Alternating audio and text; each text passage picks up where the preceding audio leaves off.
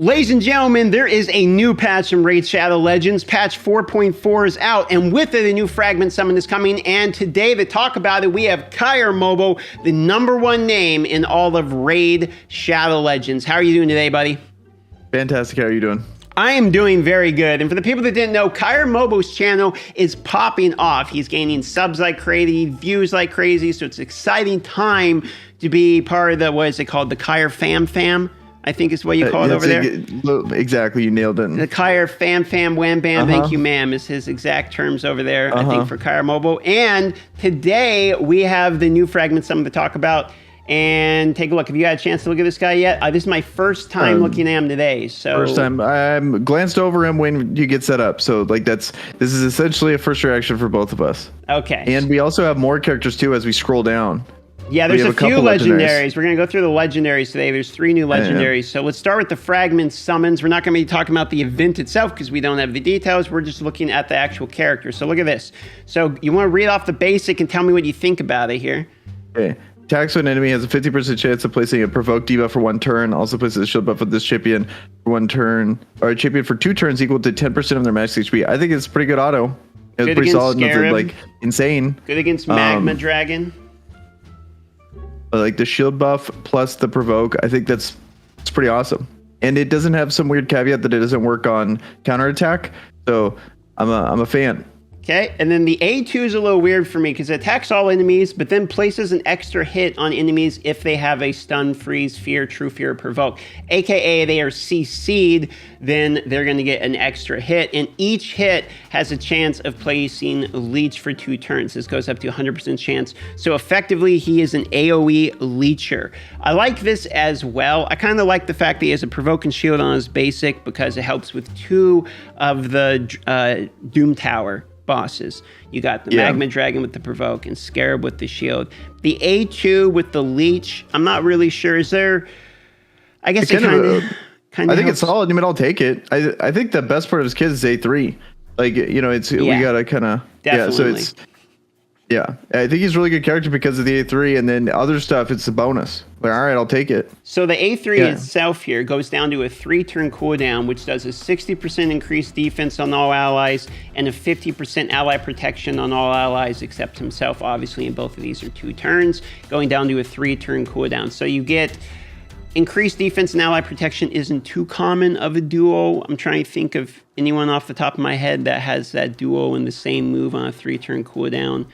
I'm failing to think of any, but it's a fairly rare-ish move. I don't think there's anything in particular about him that's super busted. I mean, his passive's pretty cool, which is when he's hit, he has a chance of placing provoke back on the attacker. So that's kind of like Scion from Star Wars Galaxy Heroes with the way that he can kind of continually retaunt. But and he has ally HP in all battles. But you know, overall, he seems all right. Maybe a stun set for the second part of it. So that way, you know, he stuns somebody and then maybe he gets another chance to hit. I'm not 100% sure, but he seems good, not game breaking.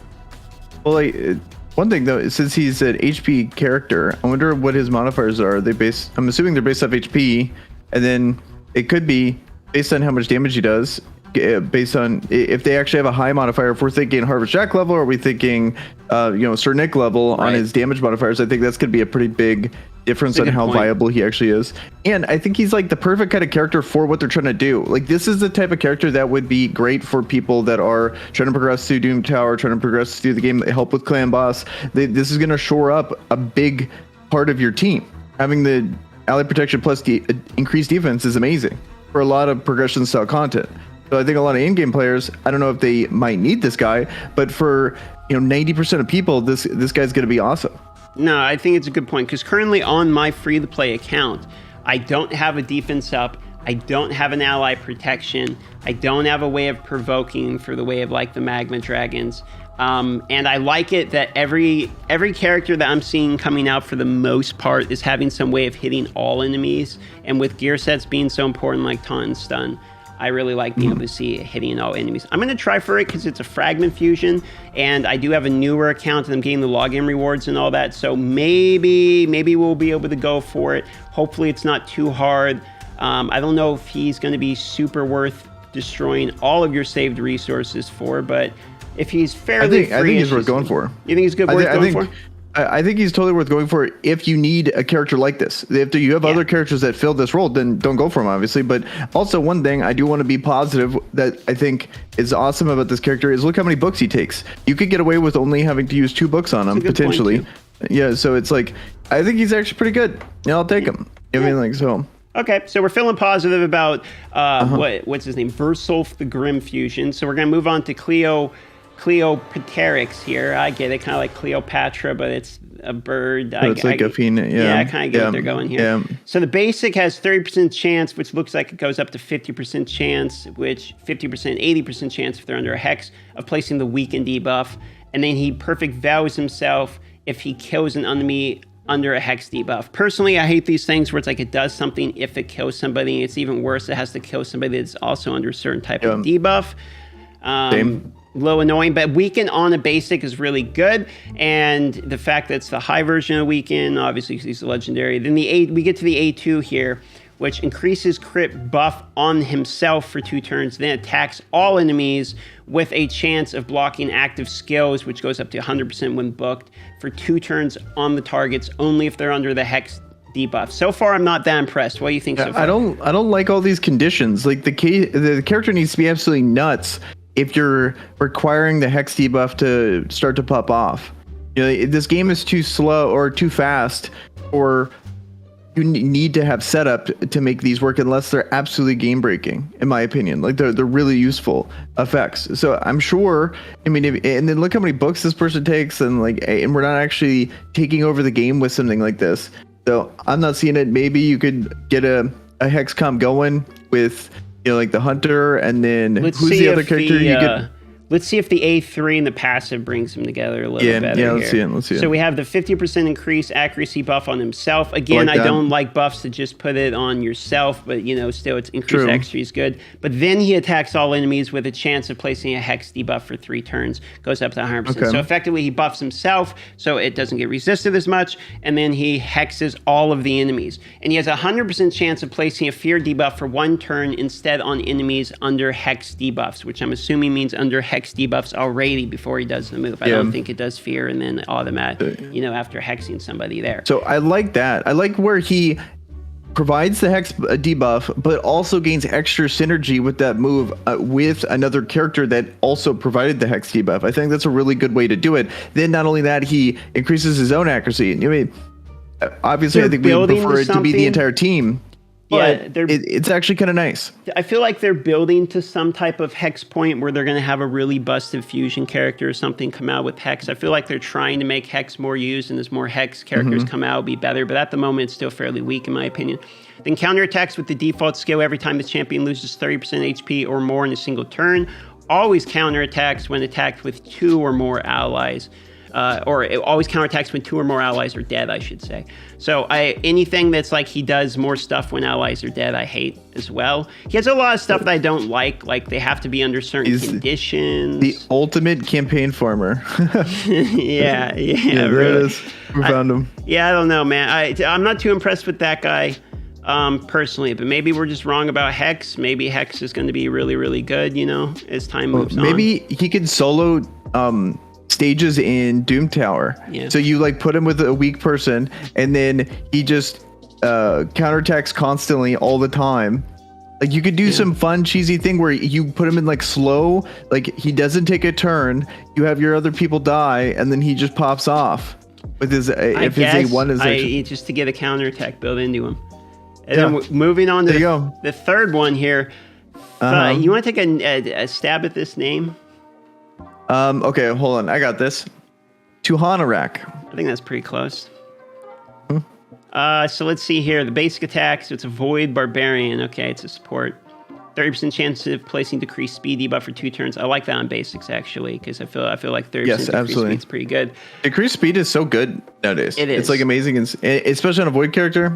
Take it. It's good. And then we have continuous heal buff on the champion for 1 turn, which is kind of like Lank. It's pretty good. Places 15% on another heal with the lowest. That's already a good move. So the basic attack's real good. Goes up to 50% chance.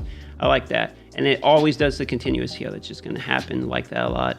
Let's see. Radiant Suffering. Attacks an enemy decrease attack, which I see it's 100% when booked, and block buffs for 2 turns. Also applies debuff spread, taking 2 random. So effectively, that's pretty good for clan boss because you can block buff stops the attack up and makes it where you don't have to have somebody who removes attack up. It just takes a debuff slot. So what do you think about that A2 before we go to A3? I think it's a move. I think let's see if the rest of his kit ties it together, or her kit ties it together. So then we have the A3 here, which goes down to a 3-turn cooldown. And I actually like this move. All it does is increase defense by 60% and increase speed on allies for 2 turns for 30%. I feel like they could have added maybe a 15% turn meter gain or something on it, but it's still pretty sick.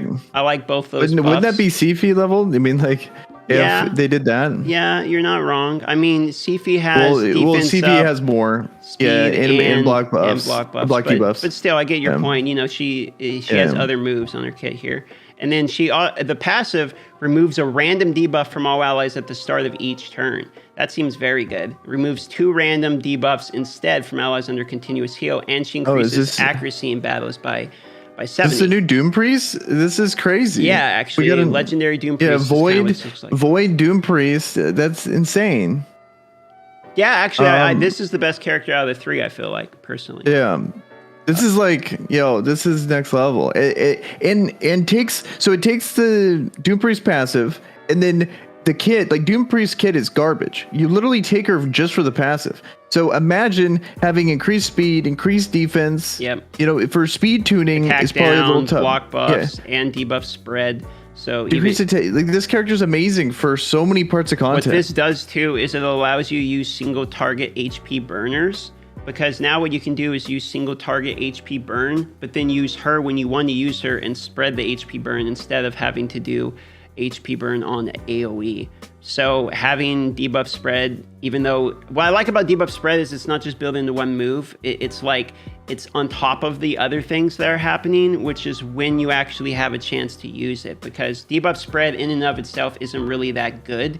So it needs to be built into something like this, where it's like decrease attack and block buff, stuff you want on, everybody. Yeah. And then you can, I like that.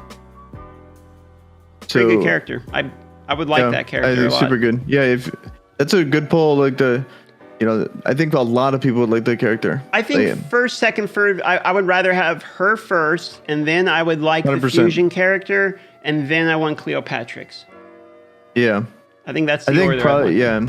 In order of how cool they look, probably Cleopatra. It's reverse order for how dope they look. So. Bird guy looks pretty good. And we could be wrong about this character. The numbers could be insane, and Hex could end up being really good eventually. So I think the one we're absolutely not wrong on is Tuhana Rock. No way. She's insane. She's absolutely... This character, this is power creep, right? Would you say this is potential power creep? This is power creep.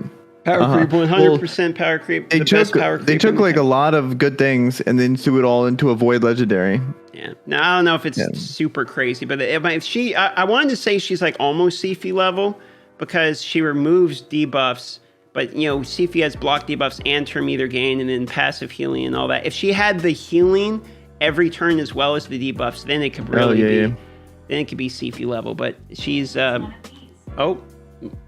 TV's popping off, but I don't know. That's a pretty good character, man. That's my favorite character for sure, 100%. And they have a bunch of new epics and stuff, though. Or actually, only 2 new epics. I guess we can just go through these real quick.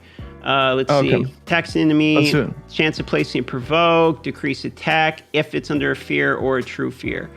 Don't like that because you can't fear true fear bosses. So decreased attack isn't really that good there. And attacks all enemies with a chance of placing heal reduction. I hate that personally. I don't think healing reduction on AoE is a good move. There's a rare it's like so niche. It's just it's one of those things like but good. I want that built into like another effect. Like if they throw it in as a freebie, sure, but build into the fact that it has a 50% chance to stun because that doesn't happen on bosses anyway, and we don't really care about healing reduction on like clan boss and stuff. Then we got a deal. A3 here, shield buff all allies 30% of their max HP. That's actually a pretty high percentage. Also places 15% strength and buff on all allies. So for an epic, that's not too bad of a move, honestly. It's okay. And the passive, it's immune to fear and true fear. If an ally drops below 50% from an enemy's attack, 50% chance of fearing them. If an ally dies, 75% chance of placing true fear on all enemies. That's kind of interesting as a passive. I like this a lot. Well, this makes me consider just how good the auto is. You know, I think he's gonna be really good as a as a carry for you in a lot of content. Like this game has a lot of newer players coming through, and so characters like this, like imagine if we had this character in the beginning. I mean, we would. No, the passive this is really one of the good. better characters. I'm thinking the passive is actually really good. I was not liking it by the time we got to the A2, but the A3 plus the passive really kind of brought him around. So think about this. You put in anybody at all who dies instantly on the first wave, suddenly you're true fearing the entire enemy team. If this has no cooldown, happen multiple times, so it's like if just him and Trunda are in there, okay?